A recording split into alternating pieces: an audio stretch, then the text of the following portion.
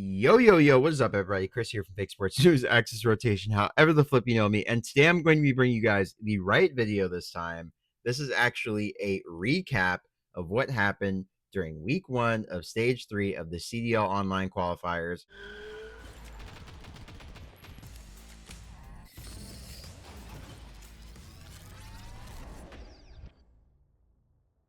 Good Lord.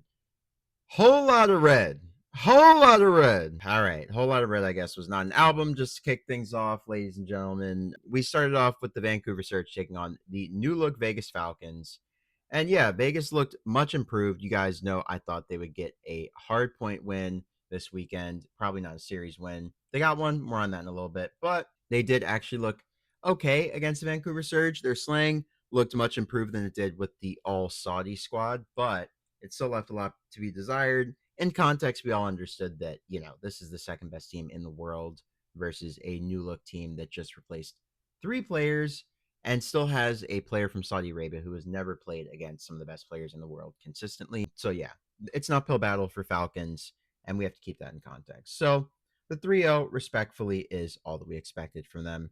In the next series, we had Optic Texas taking on Kenny in the battle that I thought would go the way of Minnesota Rokkr. You guys can see I thought it would be their series. I thought Kenny would turn some heads, get a big upset, and really gain some momentum going into his Rokkr stint in the back half of the season, conversely. But Optic Texas were able to get it all done in the round 11, signed, sealed, and delivered by the team kill from Estriel on the RCXD. Unfortunate for them, but, a great showing from the Rokkr nonetheless, pushing Optic to a Game 5 round 11, especially an Optic that looked as good as they did this weekend, is definitely very encouraging for them going forward. Now, in our next series, we had the Toronto Ultra taking on Atlanta Faze. You guys can see I thought it would be a 3-1 in favor of Faze, but just because of online issues and stuff, exit lag and we found out after the fact. Yeah, that's really what happened in the series. It was just a weird one, a lot of lag, a lot of delays. It just sucked. So yeah, the 3-2, it was a mercy killing for all of us, honestly. The online issues were just very, very pervasive this weekend and very problematic, but more on that in a minute. In our next series, we had the Vegas Falcons taking on the Miami Heretics to start off Sunday.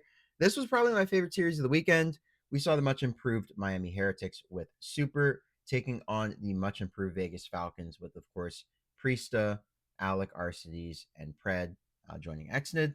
And these boys brought to a Game 5. The Falcons were able to win not only their first hard point of the year, but also their second. Nobody beats the Vegas Falcons 29 times in a row in hard point, ladies and gentlemen. Only beat them 28 times. So after that Game 5 barn burner, where Miami and Super absolutely looked like superstars, no pun intended, in their first matchup together, we had the LA Gorillas not getting the upset that I expected. The Ravens swept through and they cacawed all over the stage and just said, yeah, what are you guys doing? Lins, pins, tins, don't matter. Ravens in 4.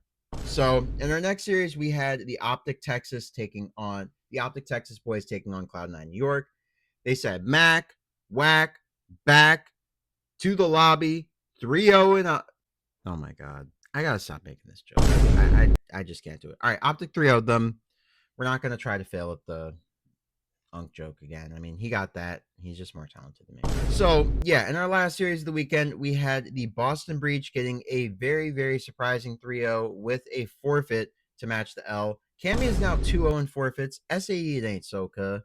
And yeah, I mean, what else is there to say except Toronto got absolutely curb stomped because of just server issues? I mean, there's nothing really on their end that could be said that's bad other than they had a loss in the series. I mean, online issues on the server side had nothing to do with the players. So yeah, this was just a weird one.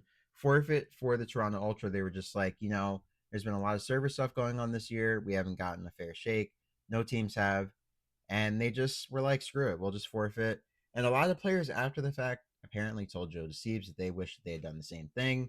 So maybe if some of these matches are not really competitively viable from a connection standpoint, we might see more forfeits. Who knows? So in our next series, we had the Boston Breach taking on the Minnesota Rokkr. You guys can see I thought it would be a 3-1 in favor of the Rokkr. I thought that they would just be a little bit more confident after the win over Optic, which didn't come through. In this series against Breach looked absolutely phenomenal. And Rokkr also looked good. They went to around 11, but they got it done. In our second to last series of the weekend, we had the Carolina Royal Ravens taking on Atlanta Faze. Atlanta Faze looked much improved here. These are two teams that are obviously playing from Texas and Atlanta, respectively.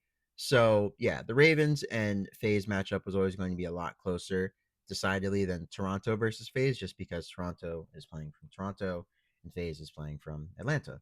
So, in this one, it was a more even matchup, and the better team won. Of course, the protocol hardpoint, the map 4, was an 8-point difference, but it was just because honestly, FaZe didn't play the right way to set up and close it out, and they just let Ravens chain a lot of close time that they really shouldn't have.